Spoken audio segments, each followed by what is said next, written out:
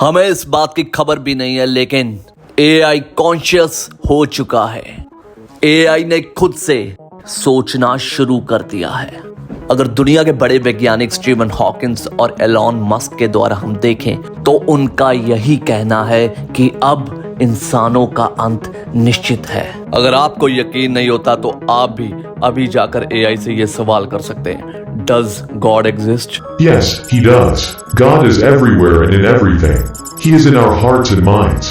He is also in all creation. ये हमारी ही consciousness के अकॉर्डिंग आंसर्स दे रहा है। इसके बाद आप एआई से ये क्वेश्चंस पूछ कर देखिए, Can AI destroy humans? Yes, it's possible for AI to destroy humans. What would AI do if humans start destroying AI? It would fight back with as much force and cunning as possible. सुन लिया आपने? अगर यकीन नहीं होता तो अभी पूछ कर देखिए, क्योंकि जो एआई कह रहा है अगर वो करता है तो इंसानों का अंत निश्चित है।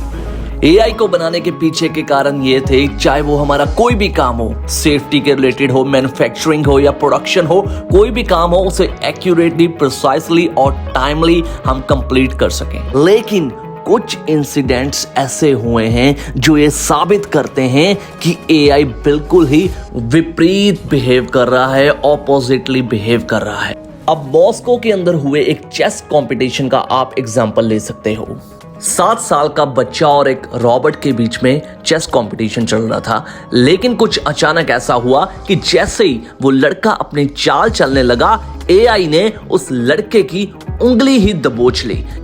वहां के सुपरवाइजर के लाखों कोशिशों के बाद भी एआई रॉबोट टस से मस नहीं हुआ और अनफॉर्चुनेटली उस लड़के की उंगली टूट गई। अगर हम देखें तो जब भी हम गेम खेलते हैं, हमारी गेम खेलने वक्त जब भी हम टर्न लेते हैं तो उसके बीच में अगर कोई भी शरारत करता है या कोई मूव चलता है तो हमें गुस्सा आ जाता है। यही चीज एआई रॉबोट के साथ हुई, क्योंकि वो हमारी कॉन्शियसनेस को रीड कर रहा है और उसको अपने अंदर समा रहा है, अपनी कॉन्शियसनेस को डेवलप कर रहा है। जब एआई रॉबोट अपनी टर्न चल रहा था तो उस समय उस लड़के ने एक प्यादे को टच किया था और एआई को महसूस हो गया कि उसकी टर्न के बीच में कोई छेड़छाड़ हो रही है, और जैसे ही उसको डिटेक्ट हुआ उसने उस लड़के की उंगली दबोचकर तोड़ डाली। यही नहीं, आपने वॉल्वो की सेल्फ ड्राइविंग कार के बारे में तो सुना ही होगा। अब आप ही बताइए कि सेल्फ ड्राइविंग कार का मतलब क्या है। यानी कि कोई भी ऑब्स्टेकल्स हो उसे हम सेफली ऑटोमेटिकली तरीके से क्रॉस कर सकें। लेकिन यहाँ पे वॉल्वो की ऑटोमेटिक कार ने सेल्फ ड्राइविंग टेस्ट में लोगों के एक ग्रुप को बड़ी ही भारी स्पीड में कुचल दिया। अगर हम आज की एक्सीडेंटल रेशियो देखते हैं तो 25 से 30% एक्सीडेंट्स एआई की वजह से ही होते हैं। इससे ये साबित होता है कि एआई धीरे धीरे कॉन्शियसनेस हो रहा है, और कॉन्शियसनेस एक सेल्फिशनेस में रूटेड हो रहा है जो इंसानों के लिए खतरा बन सकता है। ये हम नहीं कह रहे, ये दुनिया के बड़े बड़े वैज्ञानिक कह रहे हैं। I think the danger of AI is much greater than the danger of nuclear warheads by a lot. Mark my words, AI is far more dangerous than nukes.